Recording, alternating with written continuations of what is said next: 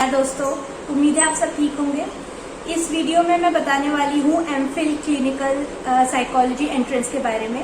तो आप में से बहुत सारे लोग एमफिल की प्रिपरेशन कर रहे हैं और सबको ये डाउट्स होता है कि क्या पढ़ना है, कैसे पढ़ना है।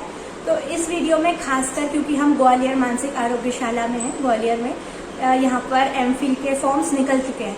तो बहुत लोग फ़ोन करके ये पूछ रहे थे कि कैसे प्रिपरेशन करनी है, क्या पढ़ना है, किस तरह के फैसिलिटी है, क्या इंस्टीट्यूशन में है और किस तरह से प्रिपेयर कर सकते हैं, पेपर कैसा आता है। तो इस वीडियो में मैं आपको फोकस करूँगी एंट्रेंस पे।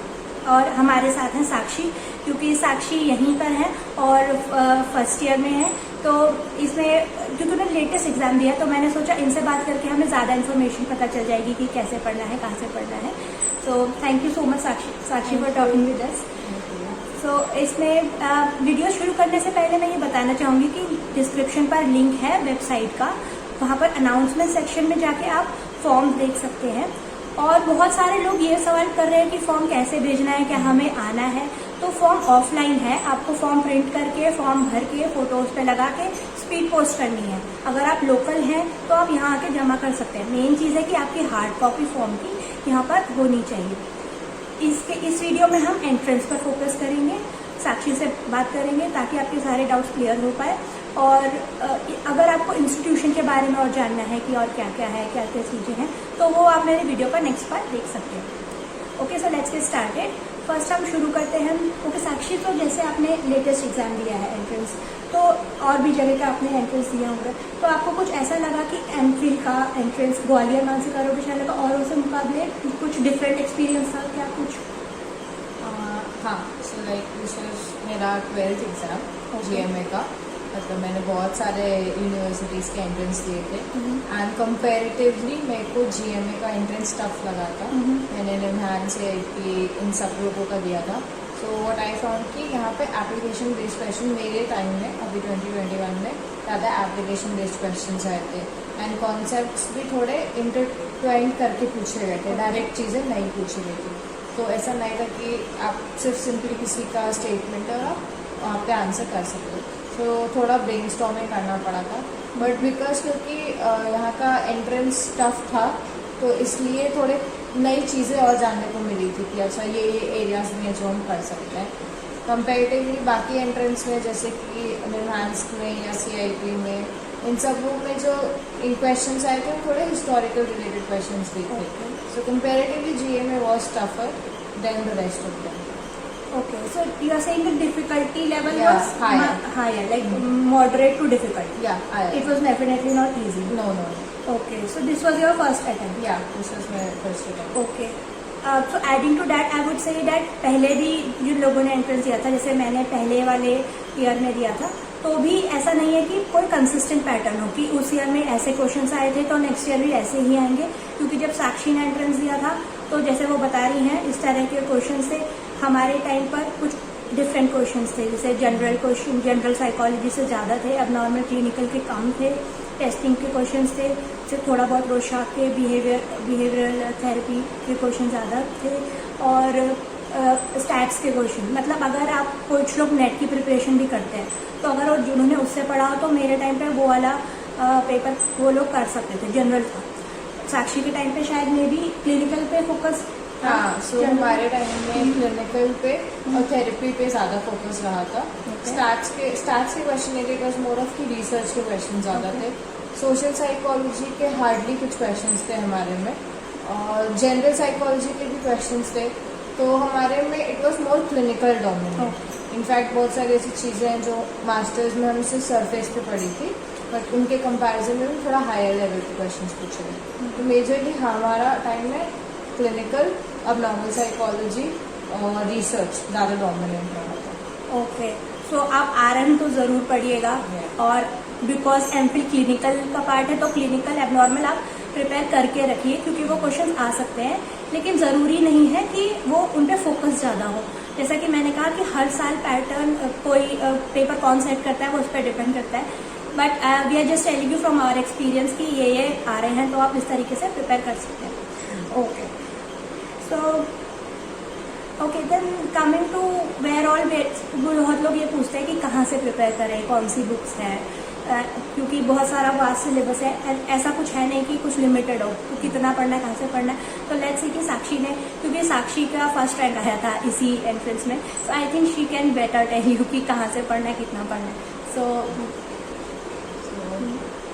मेजरली जो हमारा कंटेंट सिलेबस है, जो कि मेजर सारे ऑलमोस्ट एग्जाम से पूछा जाता है, clinical psychology, abnormal psychology, social psychology, research, stats, a bit of testing also. So ये कुछ ऐसे एरियाज है जो आपको ऑलमोस्ट सारे एग्जाम्स में कॉमन मिलेंगे। हाँ, जैसे कि ऑलरेडी शिफाली ने बताया कि हर इंस्टीट्यूट का एग्जाम पैटर्न अलग होता है, पर जो एरिया होते हैं वो कॉमन होते हैं। तो मैंने जिन जिन बुक से रेफरेंस लिया था, तो मैंने अबनॉर्मल साइकोलॉजी बुचर की बुक होती है उनसे पढ़ा था। रिसर्च मैंने AK सिंह की बुक होती है उनसे पढ़ा था। Stats because I am coming from PHU, तो हमें वहाँ पे स्टैट्स वगैरह के नोट्स दिए गए थे एंड वी वर प्रैक्टिसिंग ऐसे हैंड रिटन थिंग, तो स्टैट्स हमें वहाँ से ईजी हो गया था पढ़ना। बट अगर कोई पढ़ना चाहे स्पेशली नॉन पैरामेट्रिक स्टैट्स, तो सीगल की बुक अच्छी है, या फिर रिसर्च के लिए कोठारी की बुक भी काफ़ी अच्छी है। सोशल साइकोलॉजी के लिए मैंने सैंडरसन की बुक पढ़ी थी। जनरल साइकोलॉजी के लिए बैरन की book is one of the most recommended book. But apart from Barron what I observed is कि सिसरेली से बहुत ज़्यादा क्वेश्चंस आते हैं रादर देन बैरन के कंपैरिजन में। सिसरेली से ज़्यादा क्वेश्चंस आते हैं। So if somebody is opting to study general psychology के लिए Ciccarelli would be a better book. Then biopsychology बहुत इंपॉर्टेंट कॉम्पोनेंट है ऑलमोस्ट सारे इंस्टीट्यूट्स में जो मैंने देखा है, तो वो मैंने पिनेल से पढ़ा था। बट इवन जनरल साइकोलॉजी की बुक में भी बायोसाइकोलॉजी का काफ़ी क्वेश्चन आपको मिल जाता है। देन रिसर्च के लिए AK Singh is one of the best books. Also apart from it मैंने जो एक बुक खरीदी थी वो थी GRE की बुक।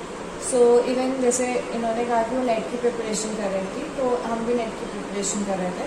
सो उसके लिए आई बॉट की GRE की बुक्स काफ़ी ट्रेंड में, या आप कह सकते हो कि वो जो असेंबलेंस करती है मटेरियल का, वो काफ़ी अच्छा होता है। सो उस बुक से मेरे को काफ़ी हेल्प हुई थी बिकॉज उन्होंने शॉर्ट नोट्स में काफ़ी सिस्टमाइज करके चीज़ों को बताया था। एंड उसके बुक में काफ़ी ज़्यादा क्वेश्चंस भी हैं, प्रैक्टिस क्वेश्चन। तो आई फाउंड कि GMA में जो मुझे क्वेश्चंस पूछे गए थे उसमें कई सारे क्वेश्चन GRE की बुक से भी आए थे। So that is one of the book I recommend the most. Also मैंने अनअकैडमी से भी काफ़ी हेल्प ली थी। सो अनअकैडमी में there is an educator Hafsa Malik, she is a really good educator. उनके नोट से, उनके वीडियो से बहुत ज़्यादा हेल्प मिलती, स्पेशली रिसर्च और स्टैट्स में। सो रिसर्च और स्टैट्स थैंकफुली उनके वजह से काफ़ी ज़्यादा ईजी हो गया था करने में। देन टेस्टिंग में एग्जैक्टली क्योंकि टेस्टिंग मेजरली हम MPhil में आके ही सीखते हैं, बट कुछ ऐसे टेस्ट होते हैं जनरल टेस्ट, जैसे इंटेलिजेंस के टेस्ट, पर्सनालिटी के टेस्ट, जैसे NEO FFI हो गया, आपका 16 इवन रोशाक और DAT, उनका कुछ बेसिक स्ट्रक्चर आपको पता होना चाहिए कि वो टेस्ट हम कब लगाते हैं, क्यों लगाते हैं। इवन GMA में पूछा गया था हमारे टाइम में कि टेस्टिंग में आपको अगर ये पर्टिकुलर डिसऑर्डर है तो आप क्या क्या टेस्ट लगा सकते हैं। सो मेजर वॉज यही चंक ऑफ बुक्स था जो जिनसे मैंने हेल्प लेके पढ़ाई की। Chunk of books, okay, that was like long list. आपने बहुत सारा पढ़ाई करा था ऑनेस्टली, सो दैट्स नाइस।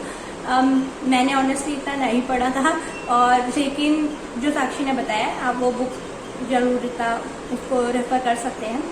अच्छा, आपको मॉर्गन एंड किंग से भी कुछ मदद मिली, क्योंकि वो बुक काफ़ी रिकमेंड करते हैं, तो आपको लगा कि उससे काफ़ी क्वेश्चन आ रहे हैं, क्योंकि कुछ institutes Morgan and king general psychology के लिए बहुत, तो यहाँ पर उसको पढ़ने की जरूरत है GMA। तो मैंने एक्चुअली मॉर्गन एंड किंग नहीं पढ़ी है, बट हाँ बिकॉज और लोगों ने पढ़ी है उनका, तो जब मैंने उनसे पूछा था, मतलब हमारे साथ में जो लोग पढ़ रहे हैं, तो उन्होंने बोला था कि हाँ कंपेयर टू बैरन, सिसरेली और मॉर्गन एंड किंग से ज़्यादा जनरल के क्वेश्चंस आए थे।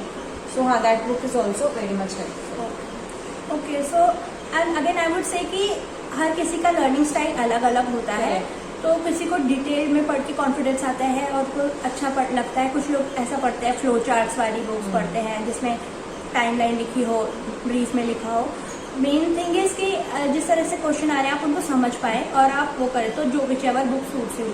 कुछ लोग क्लिनिकल पार्ट कवर करने के लिए in case clinical portion dominate करता है, तो नीरज आहूजा भी उसमें काफ़ी ब्रीफ में सारे डिसऑर्डर, साइकेट्रिक डिसऑर्डर्स, उनकी एटियोलॉजी मैनेजमेंट लिखा है। सब्सटेंस वाले पोर्शन भी अच्छे से उसमें ब्रीफ में कवर हो जाता है, तो नीरज आहूजा भी आप पढ़ सकते हो। ओके, इसके अलावा ओके, एंट्रेंस के अलावा इंटरव्यू होता है, एंड आई थिंक GMA में इंटरव्यू का काफ़ी मेजर रोल है, तो मैंने सोचा उसकी बात भी कर लेते हैं, क्योंकि एंट्रेंस एक फैक्टर है, लेकिन आई थिंक इंटरव्यू का भी वेटेज है।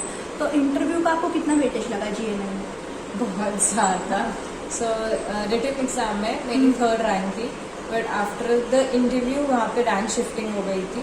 सो उसके बाद I got 1st rank, and also we saw कि हमारे साथ जो रिटन टेस्ट में जो जिनकी रैंक थी, आफ्टर इंटरव्यू काफ़ी रैंक शिफ्टिंग हुई थी। तो GMA में स्पेशली इंटरव्यू का बहुत ज़्यादा वेटेज है, and also it is not कि वो सिर्फ कुछ भी आपसे रैंडम पूछते हैं, they do ask you about psychology. So personally मुझसे जो पूछा गया था कि डिसेबिलिटी क्या होती है, रिहैबिलिटेशन क्या होते हैं, हमारे यहाँ डिसेबिलिटीज़ के लॉज क्या क्या है। अभी करेंटली मेंटल हेल्थ बिल जो आया था 2017, उससे और भी इंस्टीट्यूट में काफ़ी क्वेश्चंस आए थे, वो पूछा गया था। देन अबाउट मेरे को कुछ केस स्टडीज़, ऐसे केस रिकॉर्ड्स दिए गए थे, और मुझसे पूछा गया था कि आप इनमें क्या क्या थेरेपी लगा सकते हो इन जनरल थेरेपी, ऑल्सो कि हाउ डू रिकॉग्नाइज कि ये कौन सा डिसऑर्डर में फॉल करता है। तो मेरा interview was majorly clinical dominant, but बाकी लोग जिनका इंटरव्यू हुआ था, हर किसी से अलग अलग सवाल पूछे गए थे। लाइक एक स्टूडेंट से हमारे यहाँ टेस्टिंग बहुत पूछा गया था, कि अगर इस तरह के कौन कौन से पैरामीट्रिक नॉन पैरामीट्रिक टेस्ट होते हैं, आप रिसर्च डिज़ाइन में कब किस सैंपल पे क्या टेस्ट लगा सकते हो।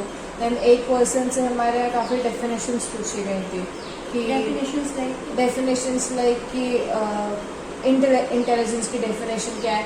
बहुत छोटी छोटी चीज़ें जो हम मिस कर जाते हैं, because we go on studying ऐसा डिटेल में चीज़ें। इंटेलिजेंस की डेफिनेशन, पर्सनालिटी की definition, and I would definitely say कि इन डेफिनेशंस में कुछ वर्ड्स होते हैं जिनसे ढूंढ के भी क्वेश्चंस बनाए जाते हैं। So it happened with other institute कि उन्होंने डेफिनेशन ही उठा दिया, बोल दी कि ये किसने दिया हुआ है। So reading, because it is important to identify कि जब आप कोई चीज़ पढ़ रहे हो उसका मतलब क्या है। सो अलग अलग लोगों से अलग अलग इंटरव्यू क्वेश्चंस दिए गए थे। इट वॉज ऑलमोस्ट कि सबसे कवर किया गया था, but interview, studying for interview is really important for GMA। Okay, and I also think कभी कभी आपको केस स्टडी जैसा क्वेश्चंस भी दे सकते हैं, जो प्रैक्टिकल एप्लीकेशन बेस्ड हो, कि ये केस स्टडी है तो आप क्या करेंगे। एंड मेनली हम डायग्नोसिस और वो सब MPhil के बाद कवर करते हैं, लेकिन एक बेसिक आइडिया होना ज़रूरी है कि डिप्रेशन के कोर सिम्टम्स क्या होते हैं, और सिम्टम्स के जिससे आप डायग्नोसिस कर सको, क्या ड्यूरेशन है। तो ब्रीफली आप अगर पढ़ पाएँ, बिकॉज इंटरव्यू में आपको कॉन्फिडेंटली आंसर करना, फेस करना, वो सब आपको रहना चाहिए कि कैसा आप उसको फेस करते हैं। ऑलमोस्ट कितने पैनलिस्ट होते हैं इंटरव्यू में, कितने लोग आपके साथ इंटरव्यू? सो मेरे इंटरव्यू में देयर वर 6 पीपल, तो उसमें से that time we did not know कि कौन कौन था, but there were 2 clinical psychologist, 1 PSW के professor, and there were 3 psychiatrists. Okay. So means you have to study, like Sakshi said, social part as well, because in the panel there is a social worker, this professor of social psychology sitting, then this clinical psychologist and psychiatrist as well. So they would have their own expertise in the field, and they would ask you questions accordingly. So come prepared, and definitely the latest things like the mental health act and everything.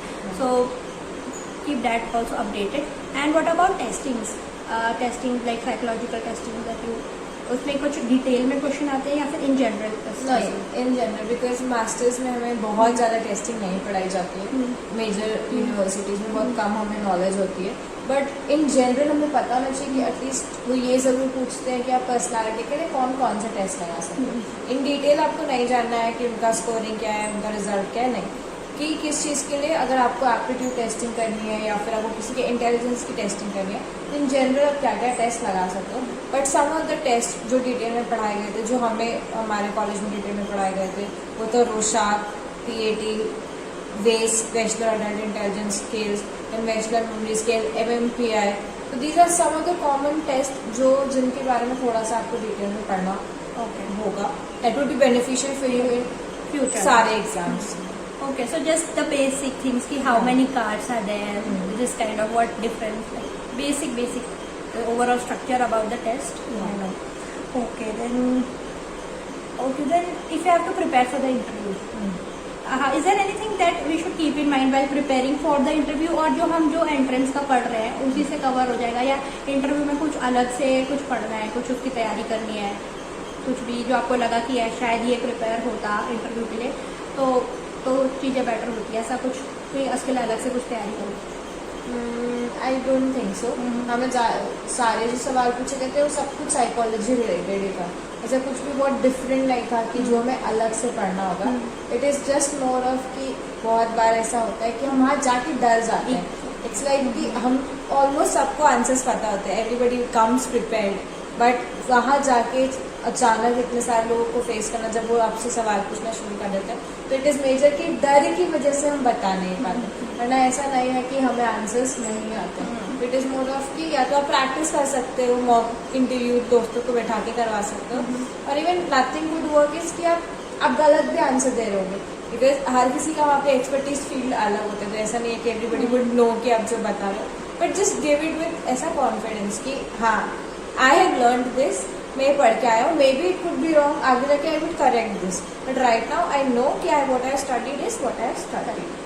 Right, so you need to be confident कि आप जो पढ़ के आए हैं आप वो अच्छी तरीके से बता दें। Correct. क्योंकि ऐसा ना हो कि इंटरव्यू के एंजाइटी के चक्कर में आपको जो आ रहा है वो भी आप सही से नहीं बता पा रहे।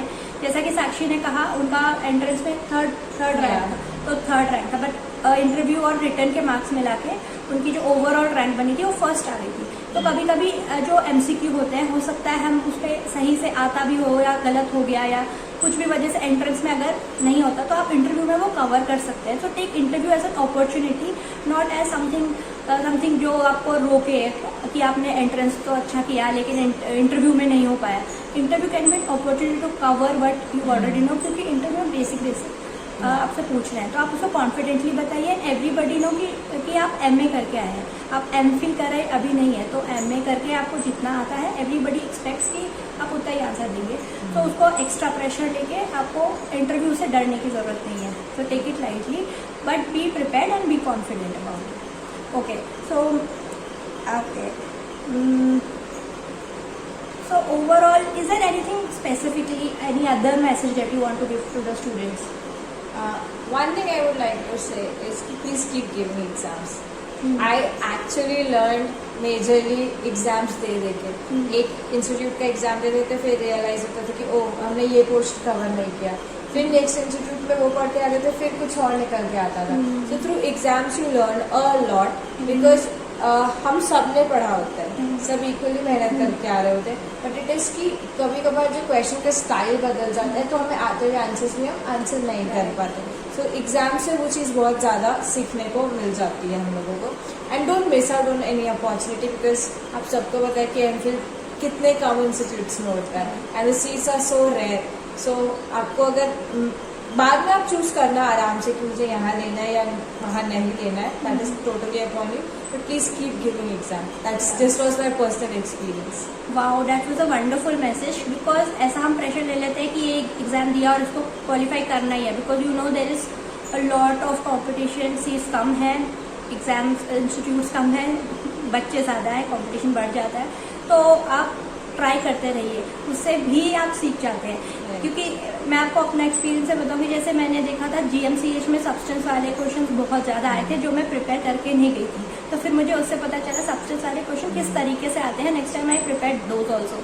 देन जो भी अदर रिलेटेड जो भी टॉपिक्स है, देन यू नो कि किस टाइप से वो आ रहे हैं और आपको क्या पढ़ के जाना है। So keep giving, that is also an experience and be involve in the process. we know कि it's really difficult, sometimes people get stressed out कि हो नहीं रहा, इतने बार अटेम्प्ट दे चुके हैं। तो इस वीडियो में हमने मेनली कवर किया है कि ग्वालियर मानसिक आरोग्यशाला में स्पेसिफिकली क्या हो सकता है। तो जो कॉमनली क्वेश्चंस मुझको पूछे थे मैंने वो कवर किए थे, जो मैंने नोट किए हुए थे, जो लोग पूछ रहे थे। इसके अलावा भी अगर आपको लगता है कि कोई क्वेश्चंस है जो आपको GMA के लिए पूछना है तो आप कमेंट सेक्शन में पूछ सकते हैं। I try to answer as soon as possible. और please again I am reminding कि फॉर्म्स का लिंक डिस्क्रिप्शन पर है, आप जाके वहाँ से देख सकते हैं।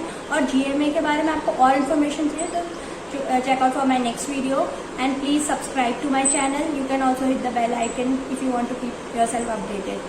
So hope this video helped, and I really want to thank you, Sakshi. Thanks a lot for taking out time. I know this is like you are really busy, still you took out time. It means a lot. So thank you so much. Still you too. Okay. Take care, all of you. Bye bye. Bye.